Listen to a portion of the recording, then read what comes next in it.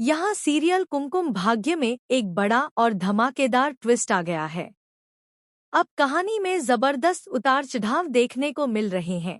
जहाँ सोनालिका कितनी भी कोशिश कर ले, वो प्रार्थना को शिवांश से दूर नहीं कर पाएगी।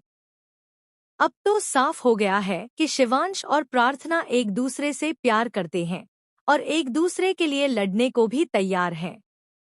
कहानी में एक सीन तब आता है जब सोनालिका प्रार्थना पर हाथ उठाने ही वाली होती है, लेकिन तभी शिवांश बीच में आ जाता है और प्रार्थना की रक्षा करता है।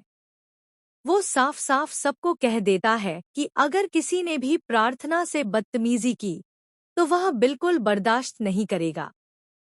ये सुनकर सोनालिका हैरान रह जाती है, क्योंकि उसे लगता था कि शिवांश और प्रार्थना के बीच कुछ नहीं है, लेकिन अब उसे सच्चाई समझ आ जाती है। इधर प्रार्थना जब तैयार होती है तो शिवांश उससे कुछ सख्त बातें कहता है। वह पूछता है कि क्या उसे प्यार का मतलब पता है, और बताता है कि प्यार वो होता है जिसमें कोई अपने साथी को कभी खुद से दूर नहीं जाने देता। शिवांश की ये बातें प्रार्थना को अंदर तक झकझोर देती हैं, लेकिन उसकी मजबूरी है कि वो एलुमनी की वजह से ये सब कर रही है। दूसरी ओर सोनालिका जब राधा के रूप में सजती है और शिवांश उसकी तारीफ करता है तो प्रार्थना को बिल्कुल अच्छा नहीं लगता। वह जलन महसूस करती है और अपनी बहन से जाकर अपने मन की बात कहती है। बहन उसे चेतावनी देती है कि अगर उसने अपने चेहरे पर जलन जाहिर की तो जीजू को सब पता चल जाएगा और फिर सबके सामने उसका प्यार उजागर हो जाएगा।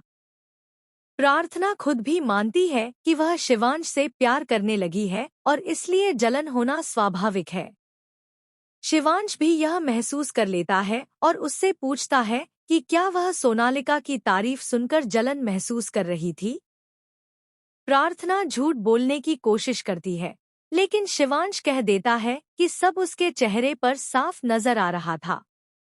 इसके बाद दोनों के बीच कुछ प्यारे पल देखने को मिलते हैं, जहां दोनों एक दूसरे की परवाह करते हैं।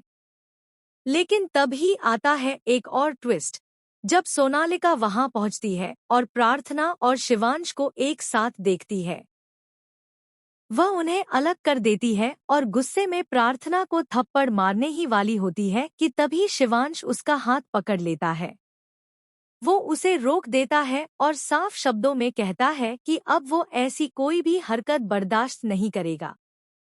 अब सवाल ये है, क्या शिवांश और प्रार्थना सच में हमेशा के लिए एक हो पाएंगे?